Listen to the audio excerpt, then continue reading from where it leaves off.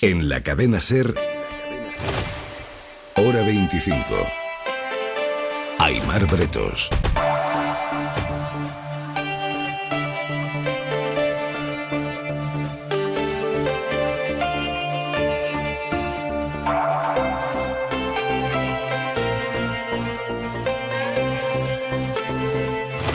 Incluso aunque uno ponga todo de su parte y la mayor disposición, la política italiana hace esfuerzos siempre por ser inabordable, imprevisible y muchas veces hasta ininteligible. En la última década, Italia ha tenido 6 primeros ministros no elegidos en las urnas y de media duraron cada uno año y medio antes de que cayeran sus gobiernos.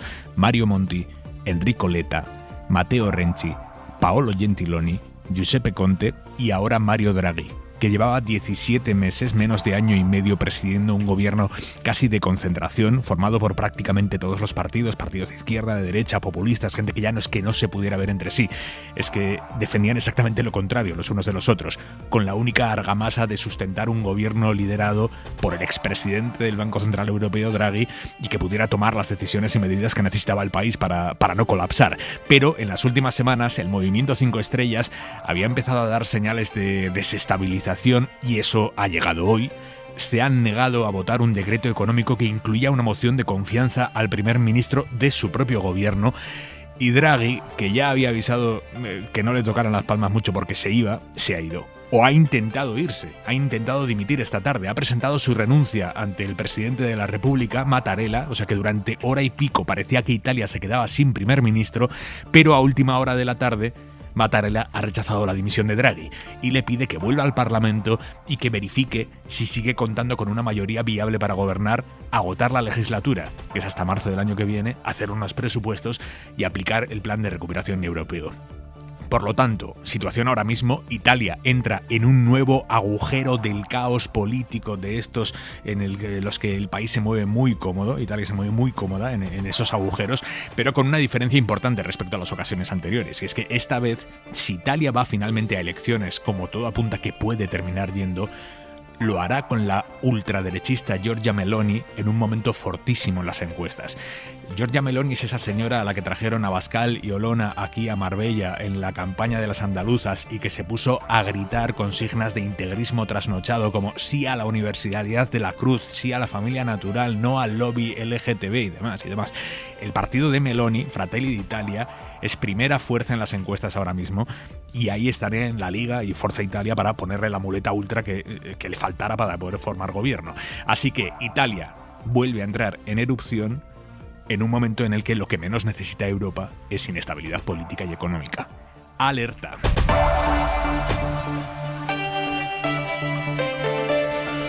Aquí en España, el Congreso ha aprobado esta noche las 4 medidas del gobierno que estaban en juego. Las vamos a analizar. Son estas 4. El último decreto de medidas anticrisis, el plan de estabilización de los profesionales sanitarios, la reforma express para poder desbloquear el Tribunal Constitucional y la ley de memoria democrática, que se ha aprobado tras un debate espantoso, con el PP agitando a las víctimas de ETA.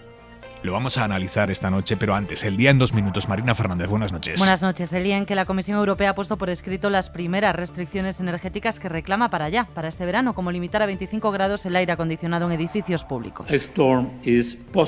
Avisa además Gentiloni del riesgo real de una recesión inminente en Europa si Putin corta el gas y aunque Bruselas mantiene las previsiones de crecimiento para España, apunta que los precios van a subir más de lo calculado inicialmente. Un día en el que la ministra Montero ha dejado en Hoy por Hoy este aviso a las energéticas y los bancos por el nuevo impuesto que van a pagar. Que se va a prohibir la repercusión de ese gravamen al precio final que soporten los ciudadanos. Y un jueves además con otro anuncio del Gobierno. Un nuevo paquete de medidas de 450 millones de euros que va a servir para replicar el anterior Real Decreto Ley. Para ayudar al transporte por carretera, ha explicado la ministra Sánchez. Del revés del abogado general del Tribunal Superior de Justicia de la Unión a los independentistas huidos tras el procés. Yo no esperaba otra cosa. Si no se hubiera dado la razón al magistrado Llarena, la euroorden tiene que desaparecer realmente. Rotundo el presidente del Supremo, Carlos Lesmes, después de que haya dado la razón al tribunal y cuestionado que Bélgica rechazara las extradiciones a pesar de las euroórdenes. Y 6 años de cárcel y 21 de inhabilitación pide la Fiscalía para Laura Borràs. No dimitiré del meu càrrec de presidenta del Parlament que no de se va y Catalunya. dice ser víctima de una persecución política. La Fiscalía la acusa de abusar presuntamente de la dirección de la institución de las letras catalanas para favorecer la contratación de un amigo. En Reino Unido solo quedan 5 aspirantes a suceder a Boris Johnson. Sunak, 101. Y el exministro de Economía, Rishi Sunak, se consolida como favorito, seguido por la exministra de Defensa. Y terminamos el jueves conteniendo la respiración porque el fuego está a las puertas de Monfragüe. Madre mía, en la vida he visto esto. Mientras las urdes también en Extremadura siguen ardiendo. Lola García, buenas noches. ¿Qué tal? Buenas noches, Aimar. Jesús Maraña, ¿cómo estás, Jesús? Hola, buenas noches. Y José Antonio Zarzalejos, muy buenas noches. Muy buenas noches, Aimar y Tres compañeros. periodistas hoy en la mesa del análisis de Hora 25. Y en la contra, hoy un descubrimiento sorprendente. Manuel Javois, buenas noches. ¿Qué tal, Aimar? Buenas noches. Han encontrado un autorretrato de Van Gogh en el reverso de otro cuadro del pintor. Es un autorretrato que ha permanecido oculto más de 100 años. No sé si has visto la foto del autorretrato, que tiene un aire a Belmez. Hay aquellas humedades que aparecieron en Belmez con caras de pintores antiguos. Espérate que no se líe.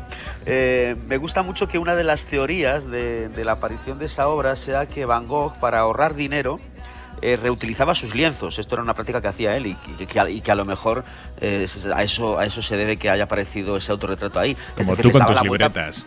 Sí, bueno, les daba la vuelta para seguir pintando.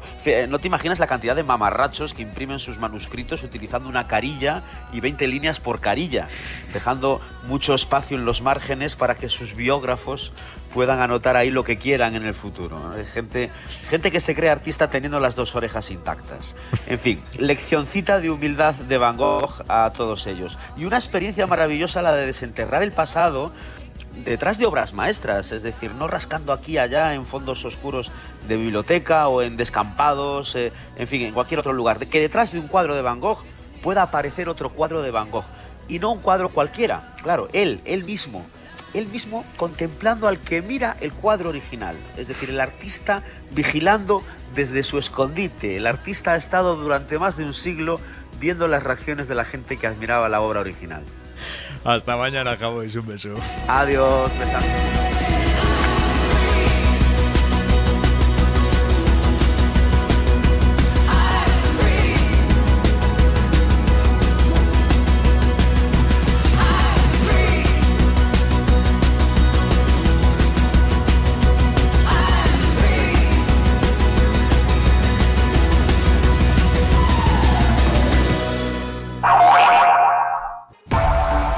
Hora 25.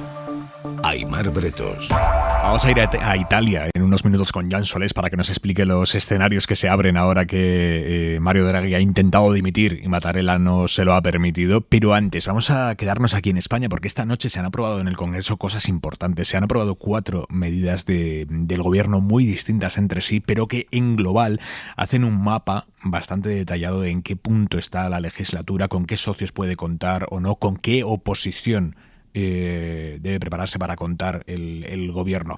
4 medidas han aprobado: la ley de memoria democrática, la reforma express para poder desbloquear el Tribunal Constitucional, el plan de estabilización de los profesionales sanitarios y, por último, y vamos a empezar por esto, el decreto con las nuevas medidas económicas del gobierno para afrontar la crisis. No las últimas que anunció el presidente el martes, los impuestos a bancos y energéticas, o las cercanías gratis durante 3 meses, sino las anteriores medidas. La rebaja del IVA a la mitad en la factura de la luz de los consumidores, la aplicación del descuento de 20 céntimos por litro de gasolina o diésel, que va a seguir hasta finales de año, la suspensión de cortes de suministros a consumidores vulnerables, una ayuda directa de 200 euros para las familias que peor lo están pasando. El decreto ha salido adelante, pero lo más noticioso, porque se daba por hecho que iba a salir adelante, pero lo más noticioso es cómo ha salido.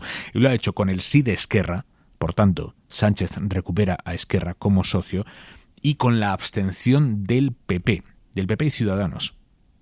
Pero aquí estamos mirando al PP, que a diferencia de la última vez que votó en contra, hoy se ha abstenido. Hay un giro ahí, pero un giro a medias, porque al mismo tiempo Génova ha anunciado que votará en contra de los nuevos impuestos anunciados por Sánchez para bancos y empresas energéticas. Inma Carretero, buenas noches. Hola, ¿qué tal? El gobierno no necesitaba al Partido Popular, aunque siempre han visto muy difícil que fueran a rechazar este Real Decreto. Finalmente, los populares han justificado su abstención con la bajada del IVA de la electricidad y las ayudas a las rentas más bajas, pero sin confianza en que funcionen las medidas, como ha dejado claro su portavoz. Ya les anticipo, sin temor a equivocarme, que volverán a fracasar. Hoy el PP se ha abstenido, pero ha dejado claro que votarán en contra de los impuestos que ha anunciado el presidente a la banca y a las eléctricas. Y la otra votación con lectura política es la de Esquerra, que se ha decantado por el sí. El espionaje de Pegasus ha desaparecido estos días del discurso de los republicanos. Mañana, además, el presidente Pere Aragonés se reúne con Sánchez en la Moncloa.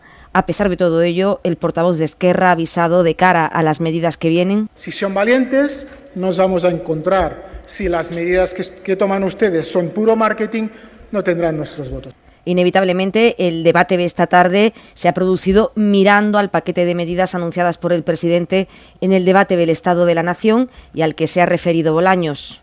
Los próximos meses van a ser complejos, ya lo sabemos, si la guerra de Ucrania no termina. Es tiempo de sumar, superemos el ruido. Mensaje del ministro de la Presidencia en el cierre de un debate del que la Moncloa asegura que el Gobierno ha salido claramente reforzado. Vamos a ir ahora a la otra votación con enjundia de esta noche, que es la de la Ley de Memoria Democrática. Ahora entramos en ello, pero antes os pido una lectura de lo que nos dice sobre el futuro de la legislatura las votaciones de esta noche en el Congreso. PSOE y Unidas Podemos vuelven a recuperar el sí de Esquerra y PP y Ciudadanos se abstienen en el plan de medidas anticrisis, no votan en contra. Jesús, empiezo por ti. Bueno, pues realmente después de unos meses en los que claramente el Gobierno sufría un desgaste que se reflejaba en todas las encuestas conocidas, había una falta de iniciativa y a pesar de la aprobación de nuevas medidas, desde el propio Gobierno, ¿no?, se reconocía que incluso estaban sorprendidos de que esas acciones o esas medidas contra los efectos de la crisis no parecía que se valoraran, ¿no?, en la opinión pública, en la ciudadanía. Yo no me atrevo a decir que haya un eslabón y se abra una etapa distinta a raíz del debate del Estado de la Nación, porque sabemos que vivimos tiempos muy fugaces, ¿no?, muy etéreos en lo político y en casi todo, y no sabemos lo que puede durar cada pálpito, digamos, en la psicología política o en la sensibilidad de la opinión pública. Pero que de alguna manera el Gobierno ha trasladado la iniciativa, la ha retomado, la unidad de la coalición de gobierno se ha visibilizado y los apoyos de algunos de los socios fundamentales de la investidura también se han recuperado, pues es claro, ¿no?, eso está ahí. Veremos luego cómo se gestiona y cuánto dura o cómo se solidifica, ¿no? Pero podría interpretarse como una introducción, un aperitivo de, bueno, pues de una nueva etapa de la legislatura, queda un año y medio casi, y la posibilidad o el intento de un nuevo acuerdo de presupuestos, ¿no? Todo eso se podría interpretar así. Y por otro lado, en lo que se refiere a los noes o las abstenciones, ¿no?, fundamentalmente lo más importante, la del PP, ¿no? Bueno, es un matiz, un gesto distinto a pronunciarse en contra, pero también se ha anunciado que esto se refiere al primer paquete de medidas. Si se tratara del segundo, estaría en contra porque el PP no comparte en absoluto pues los nuevos impuestos extraordinarios a grandes energéticas o la banca, ¿no? Bueno, a mí me parece que eso es a la vez dejar claro en qué está cada uno, ¿no? Es decir, bueno, pues si salimos o sale el gobierno el presidente del gobierno, mejor dicho, de esa geometría variable que había experimentado en distintas ocasiones últimamente, ¿no?, y ahora traza una hoja de ruta que se apoya fundamentalmente en los socios hacia la izquierda y en los socios nacionalistas o los apoyos nacionalistas, creo que eso marca un mensaje de cara a la competencia política y electoral del próximo futuro. José Antonio. La interpretación es inequívoca por parte de los propios portavoces de los grupos parlamentarios. Es que el presidente del Gobierno ha dado un giro a la izquierda, o en otras palabras, eso que decía Podemos, ¿no?, de hay que reorientar el rumbo de la coalición. Pues probablemente este era el propósito de Pedro Sánchez y seguramente es lo que ha conseguido. ¿Ha ganado? Yo creo que retiene lo que tenía y prepara los presupuestos generales del Estado para el 23, que va a intentar aprobar. ¿Cómo? Pues con la mayoría de la investidura, que efectivamente estaba resquebrajada y que ahora pues se ha aglutinado porque ha vuelto el presidente, después de una serie de gestos más bien erráticos en la percepción de la izquierda, ha vuelto a la casa común del progresismo, ha tomado incluso prestados y ha asumido como propios planteamientos de Unidas Podemos, y además le ha puesto a su discurso, sobre todo a su primera intervención, pues una pasión, una empatía, un intento de llegar al estado de ánimo de la ciudadanía, y bueno, eso le ha salido bien reteniendo lo que ya tenía. ¿Ha ido a más? Yo creo que no. En cuanto al PP, pues es lógico, no te puedes oponer a medidas que objetivamente pues son favorables para los ciudadanos. Otra cosa es, porque tiene que ver con muchas variables que en este momento ni siquiera el gobierno tiene encima no lo tiene en la mano, ¿qué va a pasar con las medidas que ha anunciado el presidente en el debate para el futuro? Fundamentalmente, no tanto las ayudas directas en becas y en otros aspectos, cuanto en el sistema impositivo extraordinario, y parece ser que temporal, en relación con las eléctricas y con la banca. Con las eléctricas es verdad que en otros países europeos, algunos de ellos con eléctricas que son públicas, caso de Francia y caso de Italia, EDF y Enel, pues efectivamente se ha impuesto un recargo a los beneficios extraordinarios. En la banca es menos común, pero yo ahí sería prudente. Habría que esperar un poco a ver cómo se articula, que tendrá que ser mediante proyectos de ley, porque los decretos leyes no son vehículos idóneos para cambiar el sistema normativo tributario, y ver cuáles son los hechos imponibles, es decir, qué se considera extraordinario, cuál es la cuantía y el tipo que se aplica sobre esas cantidades extraordinarias, y qué consecuencias colaterales tienen: descenso en bolsa, seguridad jurídica, inversiones, etcétera. Por lo tanto, yo creo que ha arreglado cosas, pero las ha arreglado en las que previamente se habían estropeado en la mayoría de la investidura. Si esto era lo que pretendía Pedro Sánchez, pues le ha salido bien. Por otra parte, el sí de Esquerra Republicana de Cataluña yo lo interpreto mucho más que como un acuerdo, digamos, estable, como un prolegómeno a la entrevista que mañana tienen Aragonés y Sánchez en la Moncloa. ¿Lo ves así, Lola? Bueno, yo creo que, empezando por esto último, yo creo que lo que está, o sea, la hoja de ruta viene marcada por los presupuestos. Lo que está intentando Sánchez es garantizarse el apoyo de los presupuestos. El apoyo de Esquerra Republicana no depende solamente de un giro a la izquierda. Yo creo que eso es el 40%. El apoyo de Esquerra Republicana depende de cómo va esa otra negociación, ¿no?, sobre los asuntos que atañen a las consecuencias del procés, sobre todo las consecuencias penales y a las consecuencias pues de juicios que tiene que haber y de gente que puede seguir entrando en prisión, y por tanto a las modificaciones legales que se pueden hacer de la sedición, en fin, de todo esto. Yo creo que si hay síntomas, si Esquerra detecta que hay síntomas de que eso el gobierno está dispuesto a hacerlo, pues dará apoyo a los presupuestos. Esquerra Republicana se da de plazo pues hasta noviembre para comprobar si eso es así. Si es así, habrá apoyo, y después ya nos iremos a las municipales, y después de las municipales hasta adiós muy buenas, ¿eh? Yo creo que ahí se acaba la colaboración.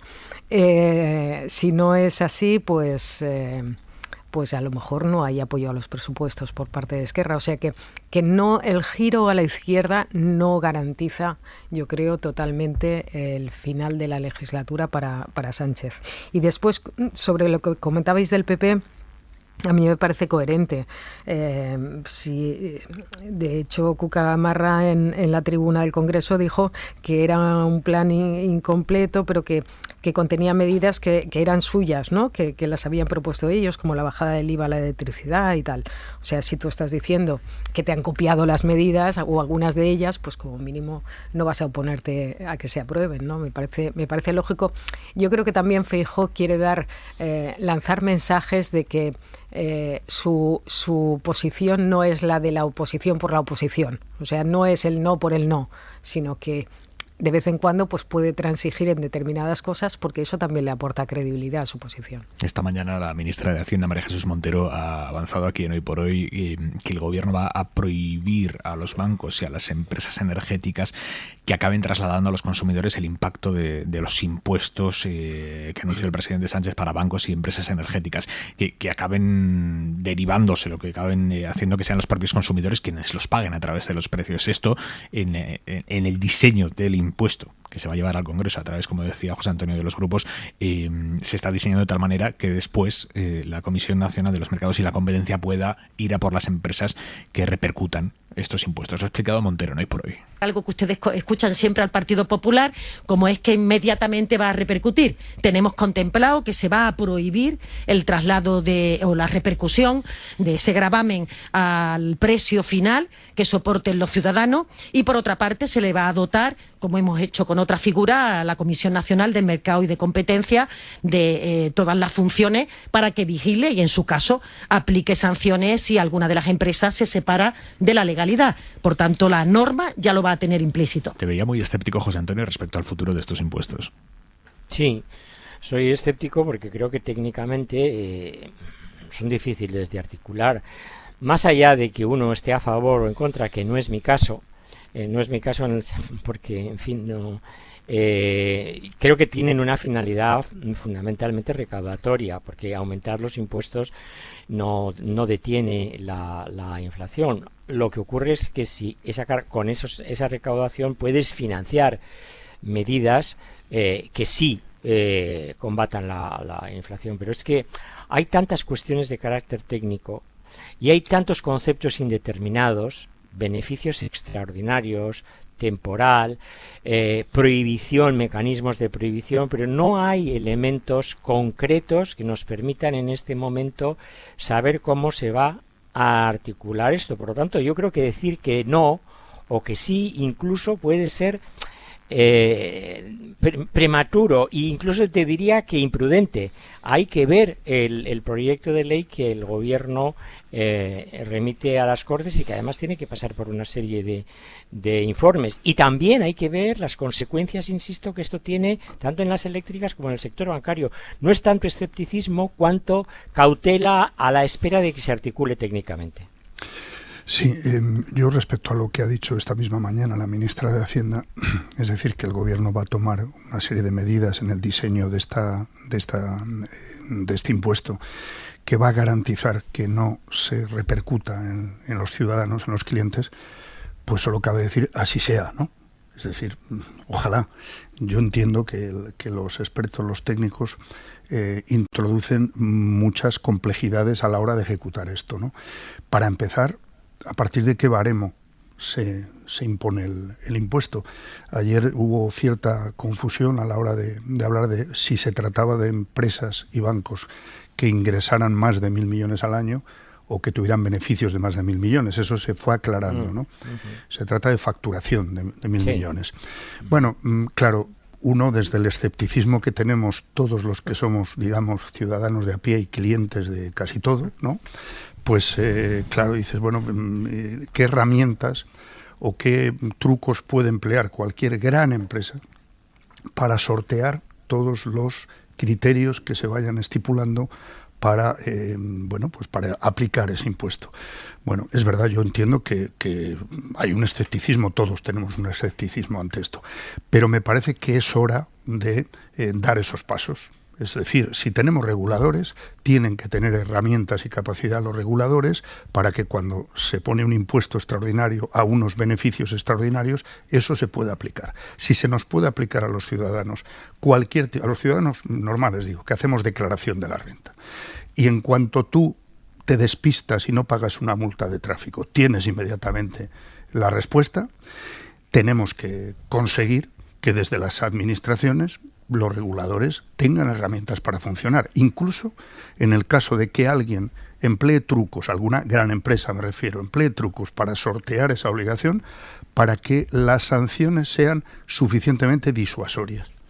Y si en otros países se está aplicando esto, y países gobernados por distintas líneas ideológicas, ¿no?, creo que hay que hacerlo aquí, que hay que ejecutarlo y que hay que intentar establecer todos los criterios que permitan que sea en la práctica una realidad. Lola. Es que es lo que decía Jesús, si tú puedes prohibir mucho, pero si después no ¿quién lo vigila, no? ¿O cómo lo vigilas? Si después los reguladores o los organismos de control no actúan o no tienen los recursos o la capacidad para controlarlo, pues no servirá de gran cosa. Y luego también está el tema a ver, es una medida política, que eso no es menor, quiero decir, que se pretende recaudar mucho. Yo creo que las previsiones que se han puesto... 3.500 millones de euros al año. Pero es que con la tasa Google también nos dijeron que se iba a recaudar 1.200 millones y se han recaudado 160. Por ejemplo, o la de transacciones financieras también dijeron, no sé si eran 2.000 millones y es justo el 10% lo que se ha recaudado, 200 y pico. O sea, después, claro... Si los objetivos pasa como con las amnistías fiscales, ¿no? Siempre claro, efectivamente. Son muy superiores. Yo entiendo a lo que incluso más que el efecto recaudador, que no es menor, si se consiguieran esos 3.000 y pico millones, pues eso que detraes de ahí, ¿no? Para combatir los efectos de la inflación en mucha gente. Pero más que eso, yo también creo que es el mensaje político que se transmite, ¿no? De que aquí pues todo el mundo tiene que arrimar el hombro, que no siempre van a ser los mismos los que paguen el pato, ¿no? Vamos a hacer una pausa. También se podía haber optado por una reforma del impuesto de sociedades, ¿eh? Era una posibilidad alternativa que, sin embargo, el gobierno no ha contemplado, porque tampoco hay que olvidar que estos son unos impuestos de carácter temporal, es decir, extraordinarios, dadas las circunstancias, ¿eh? O sea, no es una reforma fiscal. Es más, el gobierno ha renunciado implícitamente, pero también de forma suficientemente expresa, a hacer, digamos, una reforma global de la fiscalidad en España, tanto de los impuestos directos como indirectos, y entre los directos el de sociedades. Esta es una medida transitoria y excepcional dadas las circunstancias. Lo dicho, seguimos en nada. Hora 25. Dos cositas. La primera, no me dejas elegir el taller que yo quiera. La segunda, yo me voy a la Mutua. Vente a la Mutua y además de elegir el taller que quieras, te bajamos el precio de tus seguros, sea cual sea. Por este y muchas cosas más, vente a la Mutua. Llama al 91 555 5555. 91 555 5555. Condiciones en Mutua.es. Buenas noches. En el sorteo de mi día de la 11 de hoy, la fecha ganadora ha sido 9 de diciembre de 1931. Y el número de la suerte, el 9. Recuerda que mañana, como cada viernes, tienes un bote millonario en el sorteo del Eurojackpot de la 11. Y ya sabes, a todos los que jugáis a la 11, bien jugado.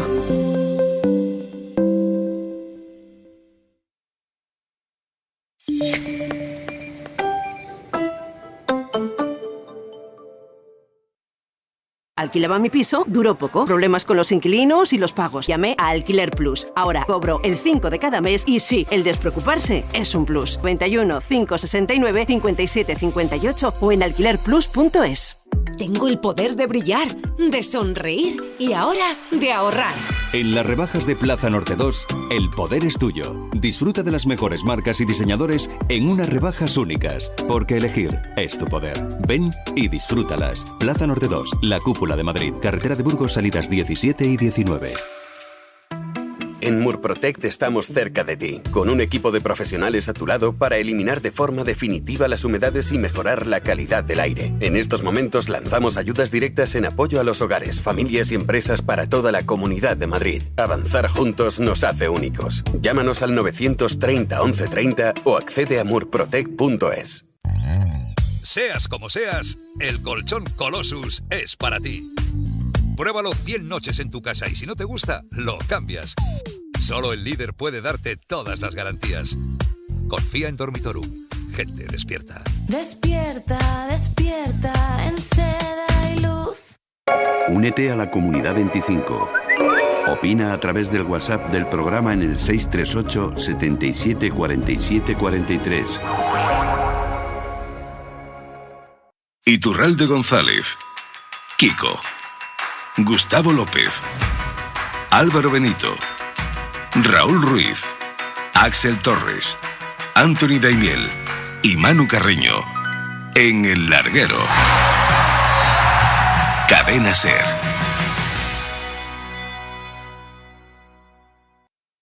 Un libro, una hora, con Antonio Martínez Asensio. Confesiones de una máscara se publicó en 1949. Mishima la publicó cuando tenía 24 años y le convirtió en una celebridad. Es una novela inquietante, valiente y a ratos estremecedora. Es una novela bellísima que cuenta una historia terrible, la de la impostura de toda una vida. Pero todo cambiaba cuando iba de visita a casa de mis primas. Sin dejar de ser yo mismo, se me exigía un comportamiento de varón. Así fue como, contra mi voluntad, empecé a hacer teatro. Fue a partir de entonces cuando empecé a comprender vagamente el mecanismo de este hecho. Lo que los demás consideraban una pose por mi parte, en realidad era la expresión de mi ansia de volver a mi naturaleza, y a la inversa. Lo que la gente consideraba mi naturaleza era una actuación por mi parte. Las obras maestras de la literatura en 60 minutos. Un libro, una hora, con Antonio Martínez Asensio. Siempre que quieras, en SER Podcast. Vayas donde vayas, Cadena SER. Cadena SER, la fuerza de la voz.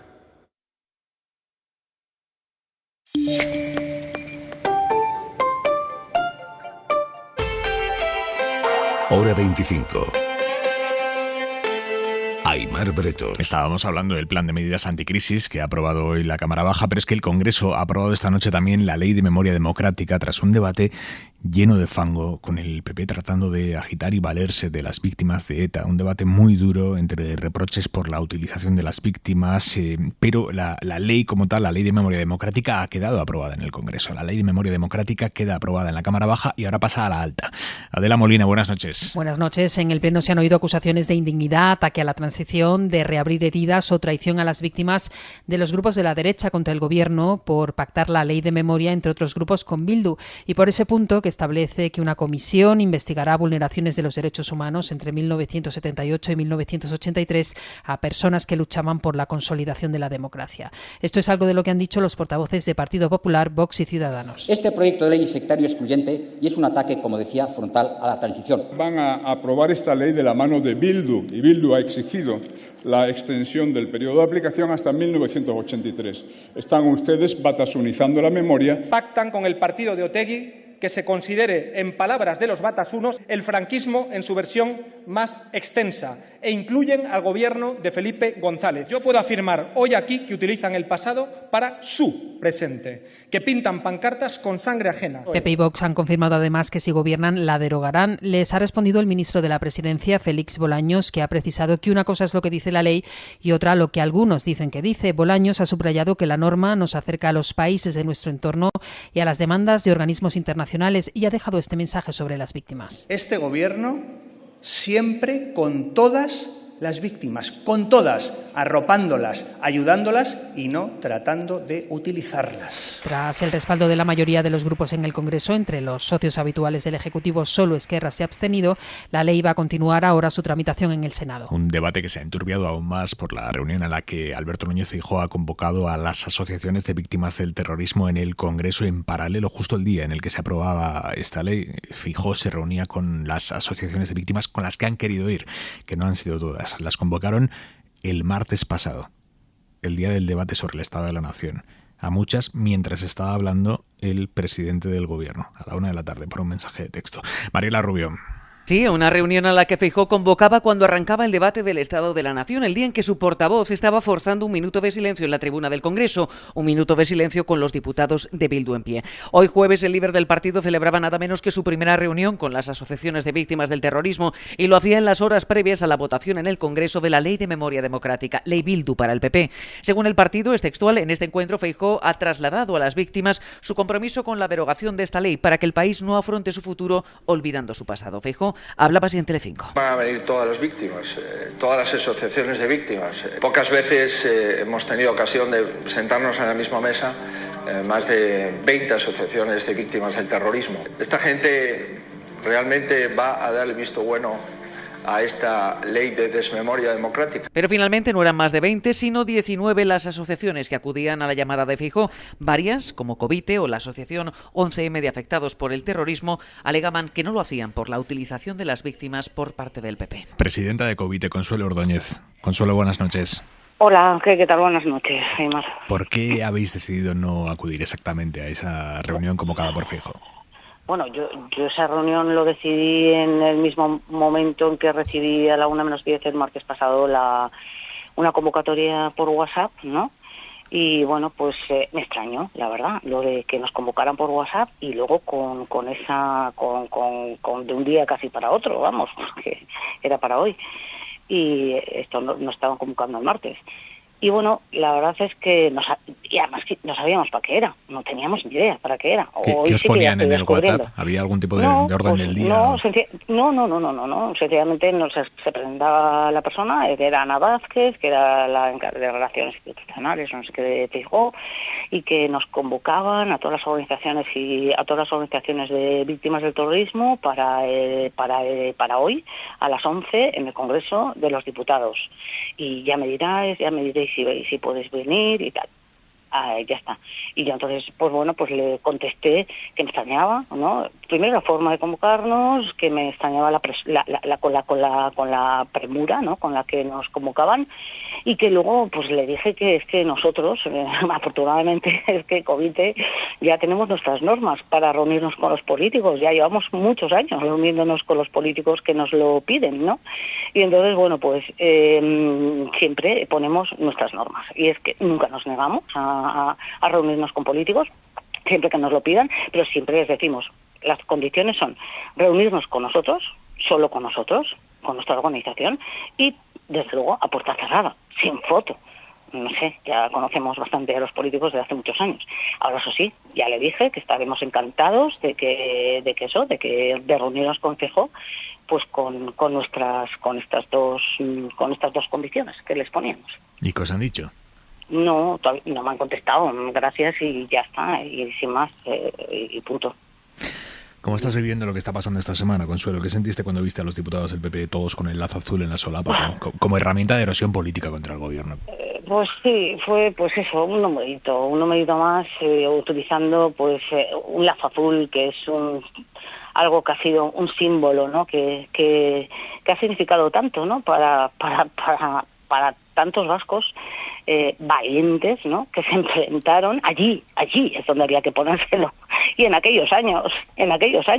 Por eso es que me pareció un despropósito, me pareció una utilización burda, barrebajera, ¿no?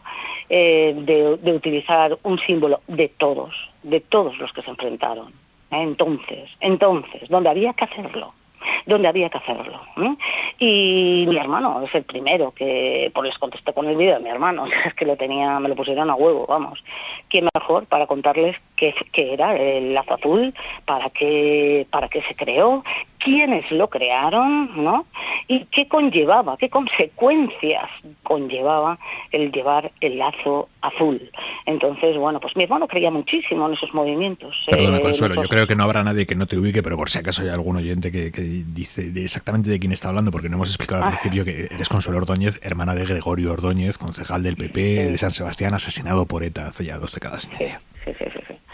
Sí, mi hermano la verdad es que siempre creía mucho, siempre él estaba convencido que con ETA, aparte de con el Estado de Derecho, ¿no? Se iba a acabar con los vascos, porque con los vascos que se enfrentaban iban a parar los pies, iban a ser ellos, esos vascos valientes, los que ya se habían cansado, habían dicho basta ya, y ya, o sea, no, que iban a acabar con ETA, porque se habían plantado ya. Entonces, bueno, pues la verdad es que no pude más que contestarles luego, pues a la noche, porque yo ese día tuve un día bastante complicado, pero a la noche cuando vi todo esto, pues puse ese hilo, el día siguiente, hice ese hilo y ya está.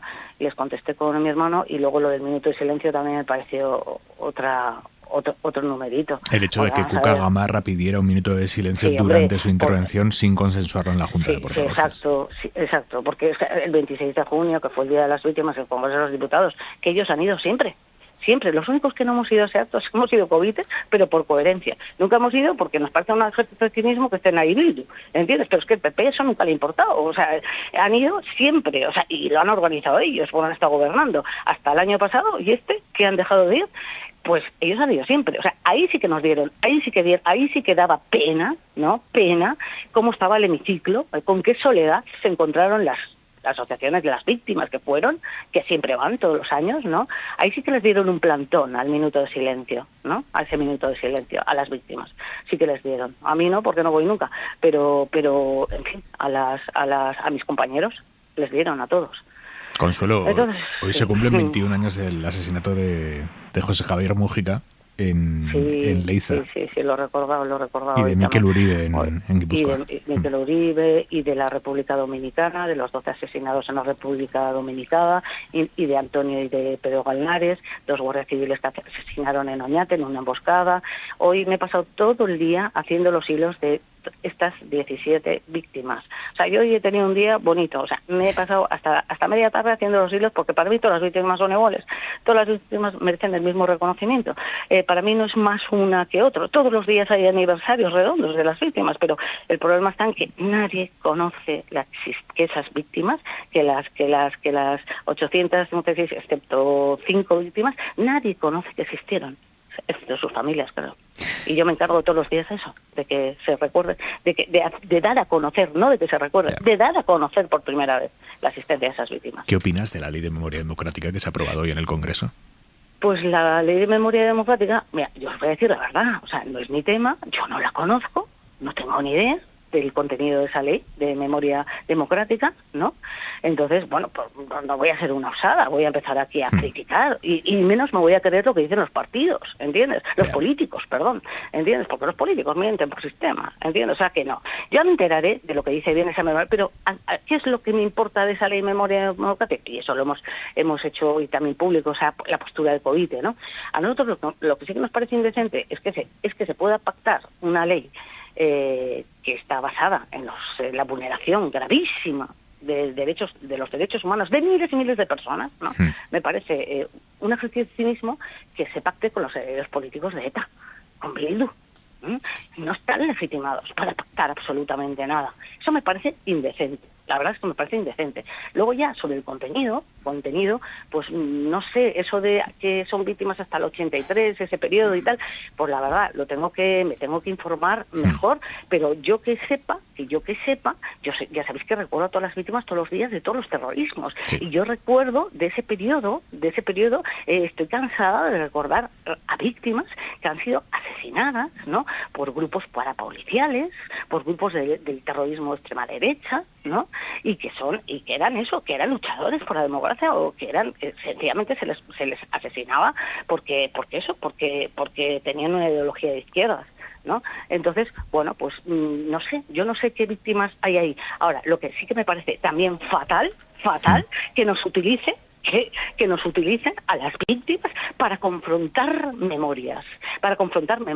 Es como, vamos a ver, o sea, que no van a tener derecho las víctimas de la guerra civil y del franquismo, no van a tener derecho a tener una ley para que regule pues eso, ¿no? Los mecanismos de reparación, de justicia y de memoria, al igual que nosotros tenemos nuestra ley de memoria y de reparación, que yo me voy, o sea, lo que no entiendo es mis compañeros que yo no les entiendo, ¿entiendes? Que, o sea, siendo víctimas como somos todos de vulneraciones gravísimas de derechos humanos, que haya otros compañeros míos de otras asociaciones que les parezca que esa ley hay que derogarla y que no tienen derecho las víctimas del franquismo a tener una ley. O sea, eso me parece inaudito. No lo comprendo ni lo comparto. Por eso, ¿cómo voy a aceptar yo que me reúna un político, un presidente de un partido, con otras asociaciones con las que no tengo nada en común?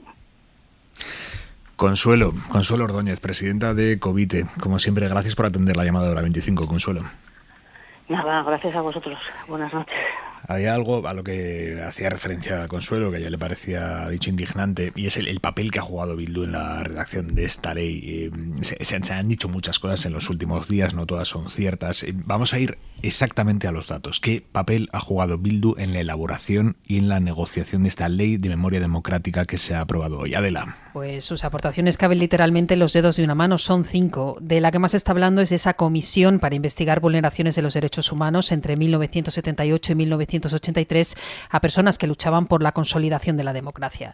Ese punto, sin embargo, no es una aportación de Bildu. Según fuentes socialistas, fue pactado por el PSOE y Unidas Podemos, y Bildu simplemente pidió ampliar el periodo de trabajo de la comisión de 1982 a 1983. La razón, según estas fuentes, fue no dar la idea de que los grupos ultras que aún actuaban en esos años solo lo hicieron con gobiernos de la UCD, sino también con el primer gobierno del PSOE. La comisión, que será académica, podría investigar casos como el de la estudiante militante del Partido Socialista de los Trabajadores, Yolanda González, asesinada por unos ultraderechistas en 1980. Otro de los cambios acordados por Bildu, en este caso junto al PDeCAT y Más País, es la declaración explícita de la ilegalidad de los tribunales franquistas y la nulidad de sus resoluciones. También la creación de una comisión técnica que clarifique cuántas víctimas del franquismo han recibido una reparación económica, y otra comisión está para investigar la vulneración de los derechos humanos durante la dictadura, que emita conclusiones y recomendaciones para que no vuelva a ocurrir. Bildu ha acordado además la cesión de 2 espacios, el fuerte de San Cristóbal en Navarra, una antigua cárcel franquista, al gobierno foral para que sea declarado lugar de memoria, y también del Palacio de la Cumbre en San Sebastián al ayuntamiento de la ciudad.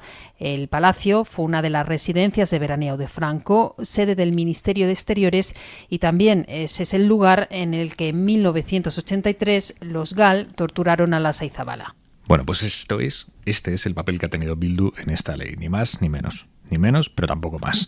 Y más allá de partidos específicos, ¿qué cambiará? ¿Cómo se mejorará la memoria democrática de un país con una historia tan convulsa como España cuando se apruebe definitivamente esta ley, Adela? Entre las novedades más relevantes de la ley está que será el Estado el responsable de la búsqueda de desaparecidos. Se elaborará un mapa de fosas, habrá planes plurianuales de exhumaciones y se crearán un banco de ADN y un censo de víctimas. Se establece también una fiscalía especial para identificar y para investigar violaciones de los derechos humanos durante el franquismo. La ley prevé además sanciones de hasta 150.000 euros, algo que no hace la normativa actual, por humillar a las víctimas o exaltar el golpe de Estado y la dictadura. También garantiza el acceso a los archivos públicos y privados desde el golpe de Estado hasta la entrada en vigor de la Constitución, y ordena la ilegalización de fundaciones que hagan apología del franquismo, con el añadido también de humillación a las víctimas. Se anularán una treintena de títulos nobiliarios vinculados al régimen, como el Ducado de Franco o el de Primo de Rivera, y se va a resignificar el Valle de los Caídos, que recuperará el nombre de Valle de Cuelgamuros. Conclusiones tras el debate y aprobación de esta ley de memoria democrática. Lola, empiezo por ti. Pues mira, la primera conclusión es que es una lástima que 40 años después de la dictadura y que 10 años después del fin de ETA, el terrorismo y la memoria histórica sigan siendo utilizados para la bronca política con esta intensidad, ¿no? Es bastante increíble. O sea, nos va a costar mucho superar determinadas cosas. Segunda conclusión, yo no creo que esta ley de memoria histórica sea la ley de memoria histórica de Bildu. Puede ser discutible la aportación de Bildu o no, pero no creo sinceramente que haya sido tan determinante. También limitar los efectos de la ley al 78 también es muy discutible, ¿no? Porque por el hecho de aprobar una constitución no se pasa automáticamente a ser una democracia plena. Hay una serie de resortes de determinados poderes que habían utilizado la represión, que de alguna manera siguen, ¿no? funcionando, ¿no? Y después es muy curioso porque la ley ha sido aprobada con apoyos ideológicamente muy dispares, porque, por ejemplo, no está Esquerra Republicana, que es un partido que fue muy represaliado durante el franquismo. En cambio, sí está Bildu, está el PDeCAT, ¿no? Que viene a ser la convergencia democrática de toda la vida. en fin, que es un partido pues de derechas. En cambio, bueno, pues para el resto de la derecha española es terrible la ley. O sea, es desconcertante, la verdad, ¿no? La conclusión que saco es que es muy desconcertante, porque tampoco me parece que haya un salto tan importante entre esta ley y la que aprobó Zapatero. Sí que fue la primera vez, ¿no?, que se abordaba esta cuestión, y sí que fue. Esto simplemente yo creo que son retoques, no creo que sea un salto tan importante. José Antonio, ¿qué conclusiones sacas tú? A mí me cuesta mucho entrar en este tema, la verdad, y suelo evitarlo, ¿no? Porque aquí no se puede hacer un análisis, sobre todo cuando tú has tenido determinadas vivencias, un análisis lo suficientemente sosegado, objetivo, etcétera, etcétera, pero hago una aproximación. La disposición adicional 16 sí es un acuerdo importante con Bildu. Y digo que es importante porque compromete al Gobierno a crear una comisión técnica en el plazo de un año para el escrutinio de los derechos humanos hasta diciembre de 1983.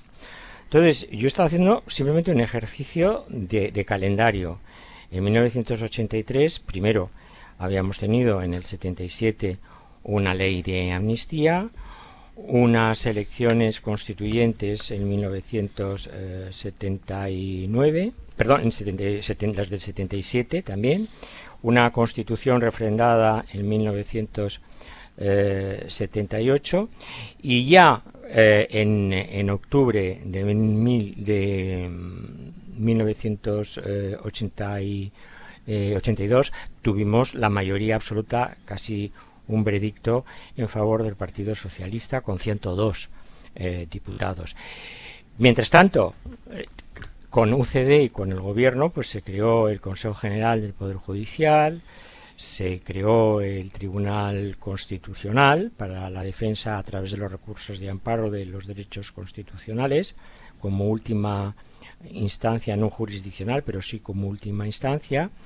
No hay que olvidar que se suprimió también mucho antes el Tribunal de Orden Público y quedaron determinadas competencias en la Audiencia Nacional, y que tanto desde el primer gobierno de postconstitucional de Adolfo Suárez como luego el de Leopoldo Calvo Sotelo y el de Felipe González fueron democráticos. Pero más aún es que cuando se produjeron hechos como el de Lasa y Zabala, al borde del diciembre del 83, fueron debidamente enjuiciados, condenados sus autores, primero de las torturas, pero luego del asesinato, fueron encarcelados, y más adelante la justicia también se encargó de investigar y castigar a los grupos antiterroristas de Liberación GAL. Hubo un ministro y un secretario de Estado y un general de la Guardia Civil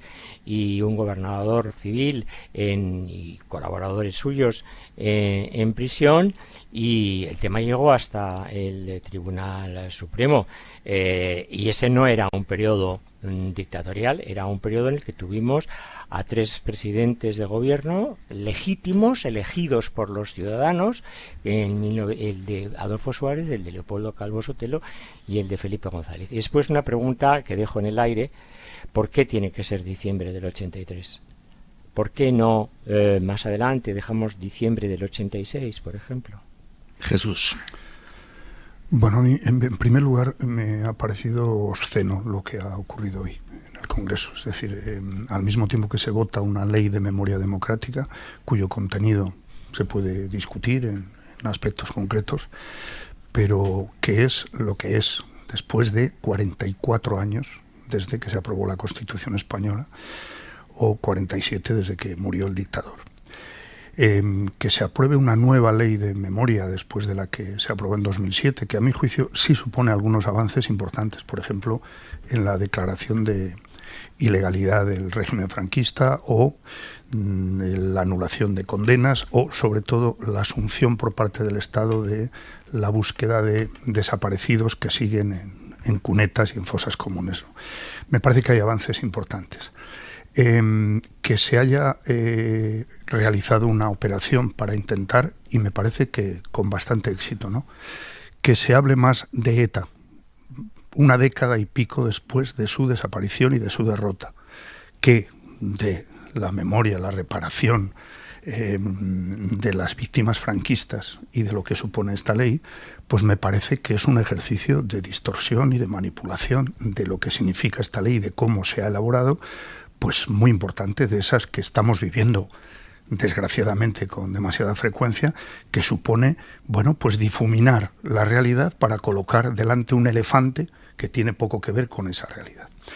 Y me explico, aunque yo creo que ya están dados los datos, es decir, esta ley han conseguido los partidos de la derecha denominarla Ley Bildu, cuando esa enmienda que tanto se discute se presentó a finales del año pasado y ya se ha explicado en qué consiste y la presentaron PSOE y Podemos. Pero voy más lejos, es que creo que el PP tenía una nueva oportunidad de diferenciarse de Vox, de la extrema derecha, y de situarse y alinearse con lo que cualquier partido conservador demócrata europeo ha hecho sobre estos asuntos de memoria en los respectivos países. Y una vez más no lo ha hecho, como lo hizo en 2007, lo mismo. Y entonces no estaba Vox. Y a mí me parece que seguimos teniendo un problema, y digo seguimos en primera persona del plural, porque me parece una cuestión de higiene democrática. Que no sigamos abriendo discusiones ficticias sobre si las víctimas del franquismo tienen o no derecho a la reparación, a la dignidad, a la memoria, a encontrar a sus ascendentes, etcétera. Y segundo, yo en esa enmienda la leo, la tengo delante, la literalidad de la misma, y yo no me atrevería a poner un pero, la propusiera quien la propusiera, que ya hemos dicho quiénes fueron, ¿no? Pero es que se cree una comisión técnica para identificar, para señalar las vías de reconocimiento y reparación de víctimas que lucharon por la democracia y los derechos humanos. Bueno, eso no es incompatible con que ya hubiera en determinadas fechas gobiernos democráticos, porque como ya se han citado ejemplos, y la propia Consuelo Ordóñez los ha citado, pero es que todos recordamos vivencias ya en la transición en la que hubo víctimas de luchadores por la democracia que cayeron víctimas de grupos de extrema derecha, de grupos paramilitares, etcétera, etcétera. Y por último, yo no sé si en el PP han leído la exposición de motivos de esta ley, porque yo hacía tiempo que no leía una reivindicación tan clara de la transición. La transición que quieren poner en jaque, según Mercedes Burúa, ¿no? Bueno, pero lo que digo es, si leemos lo que dice la exposición de motivos de esta ley sobre lo que significa la transición, no sé cuál es el pero, claro. No, el pero está en que la interpretación... aquí Lola antes ha dicho una cosa que me parece interesante, dice, hablando de los impuestos, dice, no se sabe si es importante la recaudación, lo importante es el mensaje, ¿no? Aquí, más allá de la literalidad de esa disposición adicional 16, tengo un minuto, que ha puesto la fecha, más allá de la literalidad, el mensaje está en que haya intervenido Bildu y personas que pertenecieron a la banda terrorista ETA que están en Sortu, entre ellos la señora Aizpurúa, y que lo haya hecho en un tema sensible de esta naturaleza que alcance hasta el primer gobierno socialista, el primero desde el año 39. Sí, pero José Antonio, no creo yo perdona, que Lola, sí. yo te pongo, José Antonio, una transaccional, por decirlo así. O sea, se pone el foco en esto que estás diciendo, porque se supone que es una especie de cesión a Bildu, insisto, que la propuesta vino de otro lado. Pero tú acabas sin de embargo, decir que ha perdido una oportunidad. ¿por qué no se pone el foco en la posibilidad de divergencia de lo que ha defendido Podemos siempre sobre lo que es la transición o el llamado régimen del 78? Que si no hubiera habido esta negociación con Bildu o este acuerdo con Bildu, ¿El PP se hubiera remangado a negociar la ley de memoria histórica? No, pero eso es contrafactual. Pero eso es contrafactual. Eso es lo mismo que cuando se dice, hombre, es que esta ley coincide con el día del que fue ayer y que ha sido esta semana, de los homenajes a Miguel Ángel Blanco. Eso es contrafactual, Lola, lo que tú dices. Yo no sé si se hubiese producido o no. Me tengo que ir a publicidad. Que eso se ha producido. Hora 25. Seguimos. 11 de la noche, 10 en Canarias. En la cadena SER, Hora 25. Aimar Bretos. Y empezamos a cerrar este jueves 14 de julio, Marina. Y lo hacemos en Canarias, donde hay un rescate ahora mismo en marcha de una patera que navegaba a la deriva. Han muerto al menos 2 personas y otras están en estado grave. Ser Lanzarote, Carlos García, buenas noches. Buenas noches. Salvamento Marítimo ha salido al encuentro de una patera que se encontraba al sureste de Lanzarote y en la que navegaban 40 personas, según la información facilitada a Cruz Roja. De ellas, 2 han fallecido y una tercera ha sido evacuada en helicóptero, en un principio al hospital de Fuerteventura. Por otro lado, se busca una segunda embarcación que estaría navegando por la misma zona, según la alerta lanzada por un carguero, aunque de momento se desconoce su localización exacta. La patera rescatada será trasladada hasta el antiguo muelle comercial de Arrecife, capital de Lanzarote, donde los migrantes serán atendidos por Cruz Roja. Precisamente este jueves era rescatada otra embarcación con 55 personas a bordo, entre ellas 7 menores, cuando navegaba a 122 kilómetros de la isla. Ahí media el larguero con el British Open de golf que está ya en marcha. Yago de Vega, buenas noches. Hola Aimar, ¿qué tal? Muy buenas. Es uno de los eventos más bonitos, yo creo, en lo deportivo del año. Es la edición 150. O sea, imagínate si tiene solera este torneo. Yo creo que este torneo lo descubrimos allá a finales de los 70 con el gran Seve Ballesteros, que nos empezó a un poco a enseñar lo que era el golf. Y como tú decías, se ha disputado la primera jornada y malas noticias para Jon Rahm, que ha acabado la jornada con +1. Ahora mismo está a 9 golpes del liderato. El corte lo pasan los 70 primeros. Y en cuanto a los otros 3 españoles en competición, Adrián Naus está con +2, Sergio García y Pablo Larrazábal con +3. Mañana la segunda jornada, de ahí se determina qué 70 se meten en las 2 últimas jornadas. Te escuchamos ahí media en el larguero, Yago. Hasta luego. Y la ropa para mañana, Luismi Pérez, buenas noches. Buenas noches, Aimar. Pues la que podamos ponernos en un búnker, casi. Porque mejor mañana quedarse dentro de casa. Mañana mucha gente, cuando ponga el pie en la calle, va a volver hacia adentro, porque se estará mejor en los portales de las casas que en la calle. Volveremos a tener muchísimo calor. De hecho, como hoy, hasta los 44-45 grados en el Tajo, en el Guadalquivir, en el Guadiana. Mañana también sube bastante la temperatura en el Cantábrico y en el Mediterráneo. Y en Canarias, de momento se mantendrá el ambiente no tan caluroso. Y también otra vez mañana por la tarde, como ha pasado esta tarde, algunas tormentas en el noroeste del país. Hoy se han batido récords de temperaturas máximas en muchos puntos de España. Sí, así es. Por ejemplo, Zamora, Ourense, Valladolid. Hemos tenido la temperatura más alta desde que se tienen registros. En Ponferrada, en León, en Salamanca lo mismo. Casi ha pasado en Madrid, casi ha pasado en Badajoz. Curioso lo de Ourense, por ejemplo, Aimar. Hemos llegado a 44 grados esta tarde. Toda esta semana se van batiendo récords. Esos 44 se han convertido ahora mismo en 22, después del tormentazo que ha caído. Hasta mañana, Luismi. Hasta mañana. Hora 25. Con Aimar Bretos.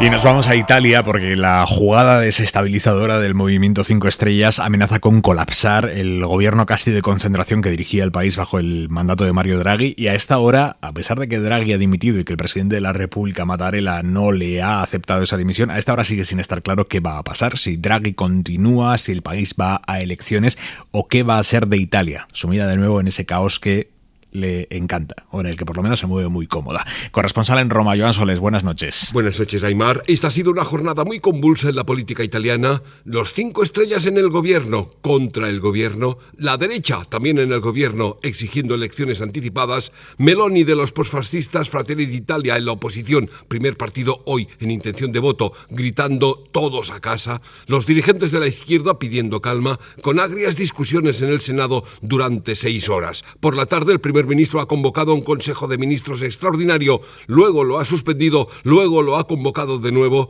Al final ha anunciado su dimisión porque entendía que no cuenta con apoyo político, pero el presidente de la República, Mattarella, ha rechazado su dimisión, le ha indicado el camino del Parlamento para que verifique si realmente cuenta o no con amparo suficiente para seguir al frente del Ejecutivo hasta el final de la legislatura en diciembre.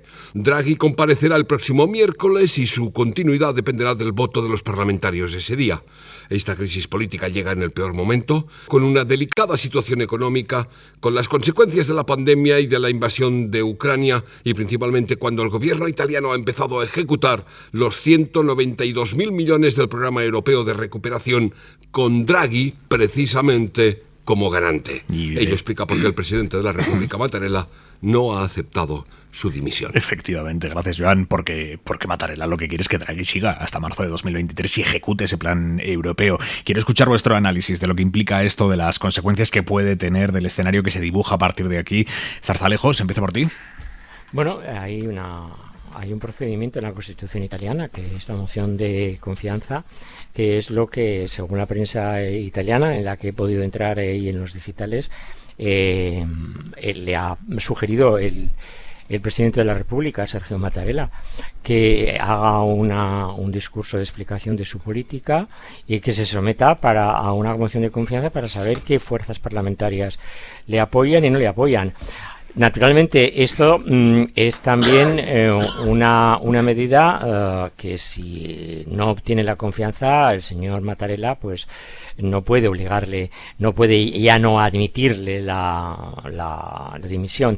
Por lo tanto, lo que ha hecho el presidente de la República es decir, bueno, apura las posibilidades de mantener este gobierno, de hacer el presupuesto. No hay que olvidar que Italia recibe incluso más dinero de la Next Generation de la Unión Europea y necesita también un presupuesto para ejecutarlos.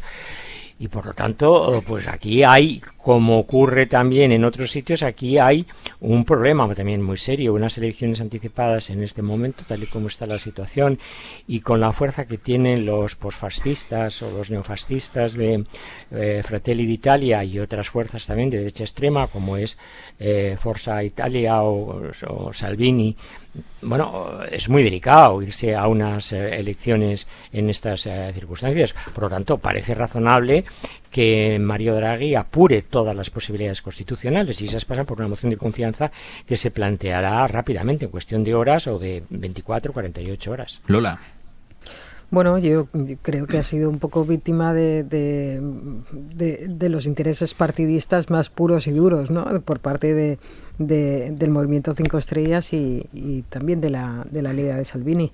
En los últimos tiempos el Movimiento 5 Estrellas estaba inmerso en unas convulsiones internas tremendas, con escisiones, en fin, con muchos problemas y con muestras de caer estrepitosamente en los posibles resultados electorales de esas elecciones generales cuando sean, ¿no?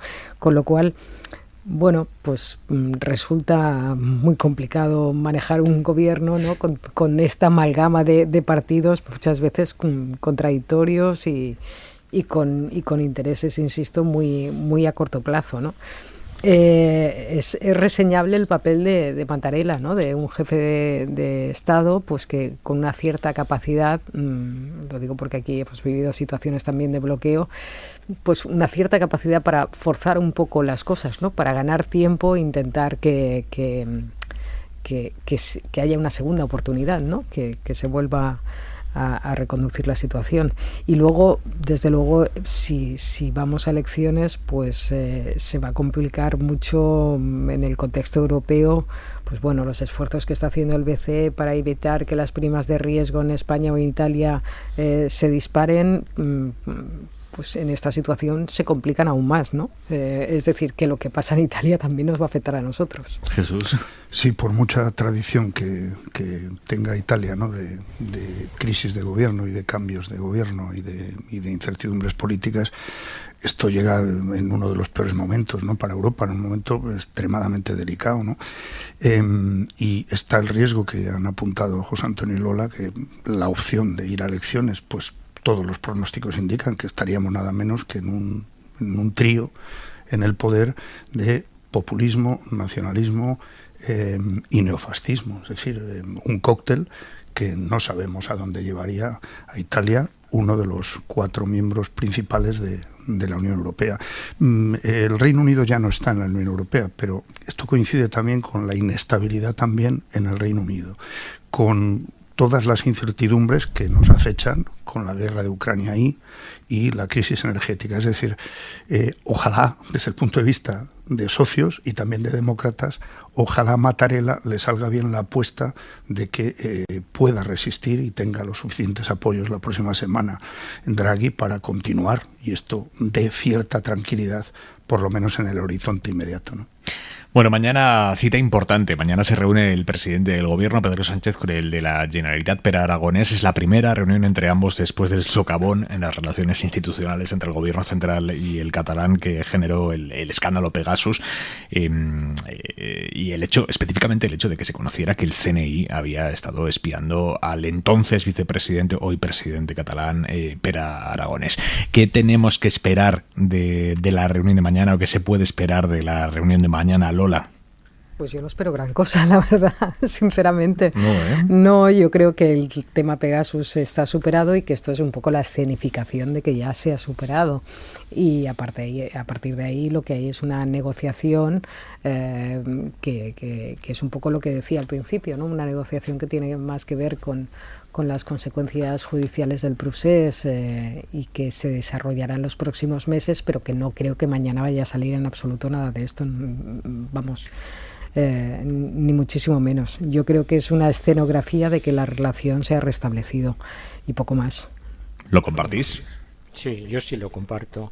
Lo comparto, pero creo que el tema de la judicialización es un tema que preocupa mucho al sector independentista en Cataluña, y le preocupa con razón. No me estoy refiriendo al tema de Laura Borràs, que nada tiene que ver con el tema del proceso. No tiene nada que ver, eso es otro tema completamente ajeno. Hoy se ha producido un hecho que es importante y que luego, desde luego, Pere Aragonès tiene que estar dándole vueltas. El informe no vinculante, pero con mucho peso, del abogado general del Tribunal de Justicia de la Unión Europea, que adelanta en el 80% de las ocasiones en la sentencia del propio tribunal, ha dado la razón a Pablo Llarena, al juez instructor del caso del procés, en 2 aspectos que son absolutamente fundamentales. Primero, que la justicia belga no puede examinar las normas de competencia internas de cada Estado, y por lo tanto una de las razones por las que se opuso a la justicia belga a la extradición de Lluís Puig no es adecuada. No puede decir la justicia belga si debe ser juzgado por el Tribunal Supremo, por la Audiencia Nacional o por el Tribunal Superior de Justicia de Cataluña, y en segundo lugar que tampoco puede denegar una euroorden por simplemente una fabulación, una especulación sobre las garantías procesales de los imputados y el cumplimiento de los derechos humanos. Eso en un club que está adherido a la euroorden, regulada por un acuerdo marco en el 2002 y está basada en la confianza es un área judicial de cooperación reforzada, basada en la confianza y en la fiabilidad de los órganos jurisdiccionales de los estados, de los 20 y tantos estados que se han adherido a la euroorden. Ha dicho el abogado general que esta no es una causa, salvo que evidentemente se pruebe y que además sea sistémica. Ojo, este informe es importante, no es definitivo, no es la decisión del tribunal, y después tiene que ponerse en marcha la euroorden, y ahí estamos hablando de meses, no estamos hablando de semanas, estamos hablando de meses. Este es un primer paso de un proceso muy largo, pero es por primera vez un revés importante para Puigdemont, Comín y Ponsatí, y una aval a la reputación de los órganos jurisdiccionales de España. Bueno, la cita de mañana entre Sánchez y Aragonès, primero me lleva a la reflexión de esta fugacidad de los tiempos que vivimos, ¿no? Hace poco más de un mes, cuando estalló el escándalo Pegasus y se produjeron los efectos de ese terremoto, pues no olvidemos que lo que se descubrió fue que dirigentes independentistas, y el propio Aragonés pues había sido espiado por, no sabemos con certeza quiénes, pero desde luego se asumió... En el caso del propio Aragonés. Se asumió, claro, que el CNI había participado. A qué nivel se conocía el asunto, se permitió, se ordenó, no lo sabemos. Bueno, que un mes y pico después se gesticule al menos, se escenifique una tregua o una posible reconciliación, que de ahí pueda salir algo más, ya es más dudoso, ¿no? Yo en eso, pues lo que diga Lola me parece que va a misa, que lo conoce infinitamente mejor. Pero sí me parece relevante que en unas semanas, y yo creo que por la necesidad de ambas partes, ¿no?, al menos se haya buscado ese gesto, esa foto, esa tregua, después de varias conversaciones en eventos que no tenían nada que ver ni estaban en la agenda de ambas partes, ¿no? Bueno, que quizás de ahí pueda salir algún compromiso de nuevos encuentros, etcétera, creo que también se busca, ¿no?, por las dos partes. Pero ir más allá después de lo reciente que está el suceso, me parece que es muy difícil imaginarlo. ¿Ibas a decir, Lola? Sí, no, que iba a decir que hay que pensar que para Esquerra Republicana y sobre todo para Oriol Junqueras, lo que viene en los próximos meses es muy importante, lo que viene judicialmente hablando, ¿eh? O sea, nosotros tenemos la idea del procés de los que ya están indultados y eso, pero ahora vienen decenas de personas que van a ser juzgadas. Claro. Y hay como 30, 40 personas que pueden ir a la cárcel si son condenadas por los delitos que se les acusa, entre ellos colaboradores muy importantes de Oriol Junqueras. O sea, para él, esto de estar él libre, ¿no?, y sin ningún problema, tiene la inhabilitación, pero en libertad, mientras sus colaboradores directos, sus ayudantes entran en prisión, pues claro, esto no para Esquerra Republicana esto trastoca absolutamente cualquier relación con el PSOE si eso se produce. Pero Lola, como bien sabes, el principio de igualdad funciona, es decir, si por los mismos hechos han sido indultados los sentenciados por el Tribunal Supremo, por hechos similares serán indultados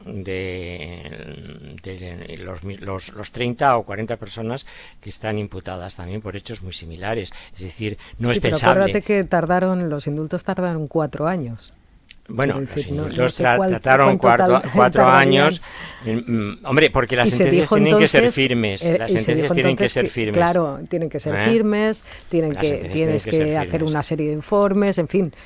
Pero es basta probable también, que 2 años de cárcel no se los quitaría a nadie. Pero basta también con otro gesto, es decir, como otro mensaje, que el gobierno diga, bueno, pues les indultaremos también, porque está en la lógica de las cosas que si se han indultado a los que hicieron los delitos más graves o perpetraron los delitos más graves, se indulte a aquellos otros que los hicieron o que perpetraron otros menos graves. Tiene más sentido, absoluto sentido, que haya en este caso indultos que no serán generalizados, que serán individuales, con un expediente individual cada uno y con una resolución por cada uno de ellos. Pero yo no tengo duda de que lo habrá. Lola, y brevísimamente, porque tengo unos segundos, pero sobre el futuro político de Laura Borràs, la presidenta del Parlamento, hoy la Fiscalía Anticorrupción ha pedido para ella 6 años de cárcel, 21 de inhabilitación por prevaricar, por falsedad documental, por partir contratos para dárselos a un amigo, básicamente.